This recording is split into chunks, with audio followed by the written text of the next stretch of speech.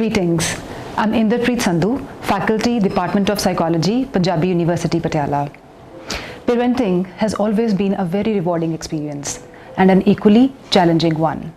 In the last few years, due to sudden lifestyle changes, influence of global culture, social media, and so on and so forth, the dynamics of family environment and parenting has dramatically changed.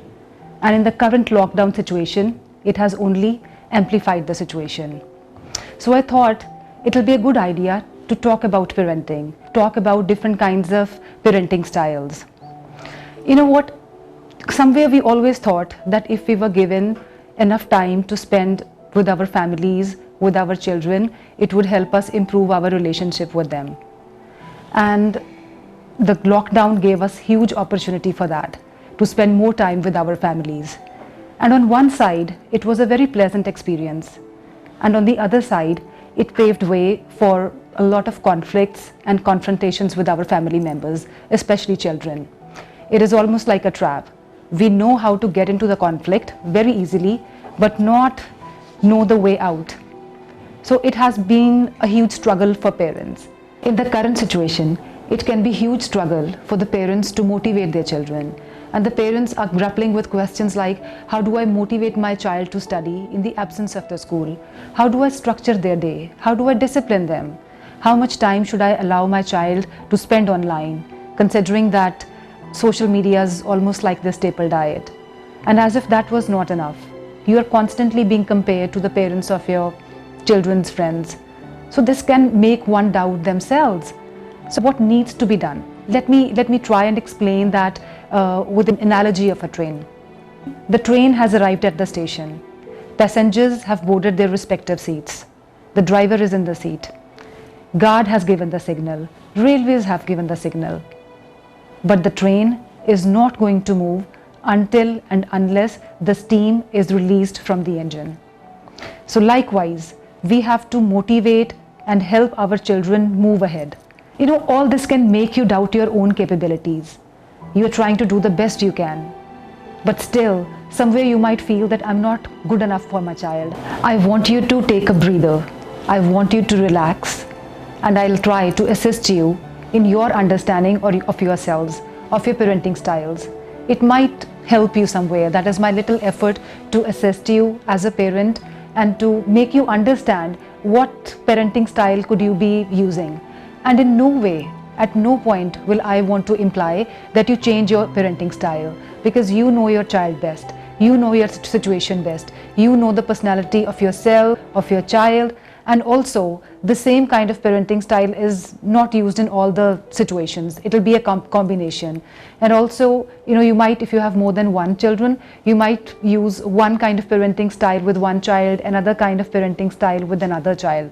So it is only to bring little awareness about oneself. It doesn't hurt. So are you ready to know about some fun names that these parenting styles have? In academics, we use different names, but to make them more relatable, to make them more understandable by you guys, we'll be using here symbolic names, symbolic parenting styles. The first one, and the list is not all inclusive. The first parenting style that I'd like to discuss with you is helicopter parenting style. Have you ever seen a helicopter? It kind of hovers around. So this kind of parenting style is characterized by parents being over involved in the child's life.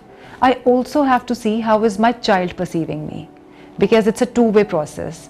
Is my child perceiving that I'm too involved in their life? Is my child perceiving that I don't trust them enough? Because on one side, I might be trying to be very loving and caring and show my affection to the child, but the message that the child is getting could be, oh, my parent doesn't trust me enough. Is that the message I'm sending? Because if that's the message I'm sending, the child will try to pull himself or herself away. In the extreme cases, the child might, not even want you to be around them. They might tell you, please don't come into my room. I don't want to be around you, which can be very hurtful. And from your side, you're only trying to do your duty. But from the child's perspective, I'm not being trusted enough. And this might make the child lose their confidence in the long run. So I have to be watchful about the parenting style that I'm using. Again, I'll reiterate my point. At no point am I implying that I change it. It is only for myself to observe the parenting style that I'm using, because that awareness might help me deal with my child in a better way. It might help me see the perspective of the child as well, because I can see my perspective, but the perspective of my child and the message that he is receiving is equally important. Another interesting kind of parenting style is tiger parenting. Have you ever seen a tiger? Fierce they are, intimidating. So if my child is perceiving me as a tiger, he's perceiving me in a space of power, and parenting already is being in a state of power. So if my child perceives that way, that means my child will not come up to me when there is a problem. In this kind of parenting style, I have huge expectations from my child, and I do push the child to succeed. All the parents want their children to succeed. It goes without saying. But when it kind of crosses the boundary and the child starts to feel intimidated, it can make my child lose their confidence. It can make my child not believe that I'm approachable as a parent. And researchers have shown that this kind of parenting style may lead to depression, anxiety, or poor social skills. So again, an observation, do I always come across as a tiger and as somebody who's in a position of power, or is my child perceiving me to be gentle and more approachable? Let me discuss another kind of parenting style, very interesting one, bulldozer parenting. Have you ever seen a bulldozer? What does it do? It keeps clearing all the obstacles that come in its way. So that is what I try to do as a parent, though almost all the parents have a tendency to clear the path for their children because that's what they want, try to give very comfortable life to their children. But in this kind of parenting style, I try to do everything that I can do for my children and not let them go through any crisis or minimal crisis. In an ideal world, I would want my child not to go through any crisis, not to go through any stress. But that's not the case. They have to walk their own way. They have to tread their own path. So if my child always has a very clear path, will he be equipped enough to deal with the ordeals of the oncoming life? Maybe no. So I have to watch out for that. And again, what is the message that my child is getting? They will start to believe that life is easy, somebody always will be there to help me out. So they might start to over depend on others in later life. So kind of being little watchful for this parenting style as well. And reiterating the point, when I say watchful, it is not to not indulge into this parenting style, just to observe the kind of parenting style I'm using. Another very interesting kind of parenting style, free range parenting style, where as a parent I give a lot of liberty to my child, lot of freedom. Generally this can go little unsupervised as well, and this kind of parenting style is little debatable, because if I'm giving that freedom to my child, I have to be prepared for the natural consequences that my child is going to face. So in this, you might give your child more liberty, more freedom, though the child might like it. But one also has to see that there are some age appropriate checks that are kept on the children. Though in this parenting style, the child might be very confident, might have a very strong relationship with the parents, but again, kind of keeping an age appropriate check on my children will help me save my child from, maybe some bad company and the like. Another kind of parenting style is gentle parenting.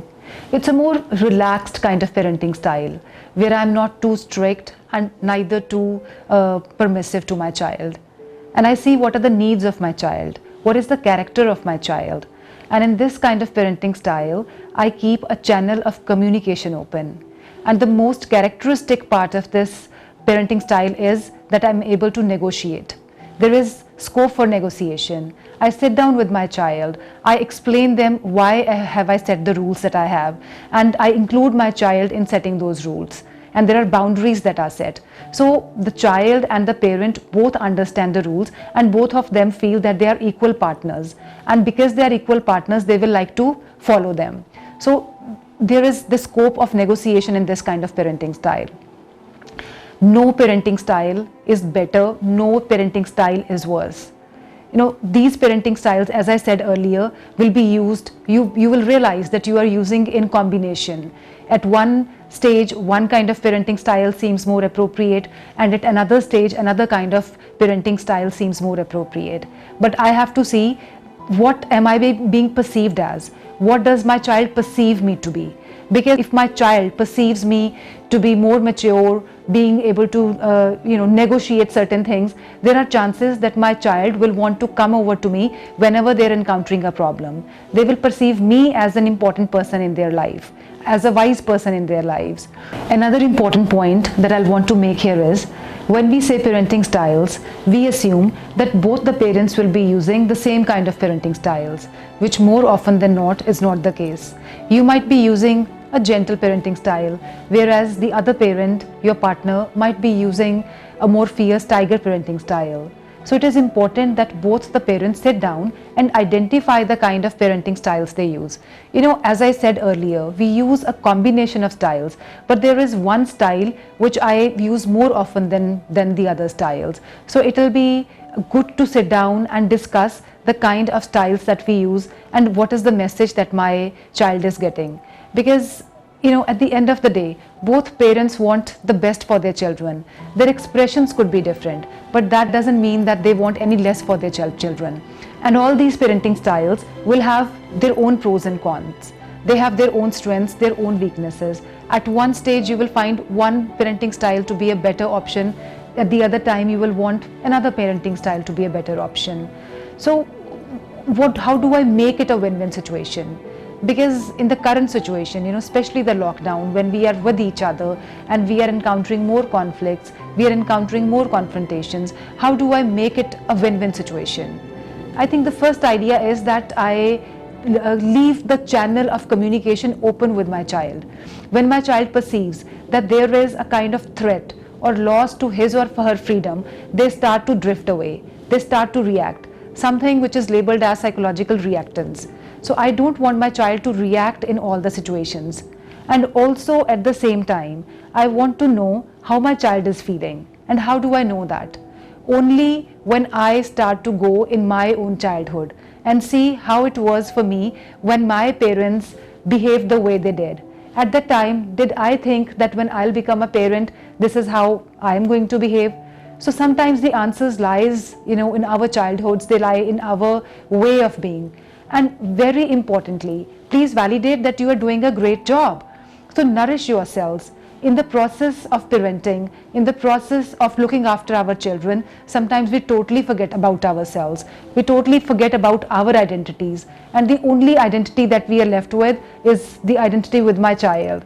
So how about I put the oxygen mask on myself first before I put it on others. So this is my chance of connecting with my children. This is my chance of understanding how it really is to be in their shoes. When we become parents, we start to think, the perspective changes and we can only think from the point of the parent. And I know as a parent, I'm trying to do the best for my child.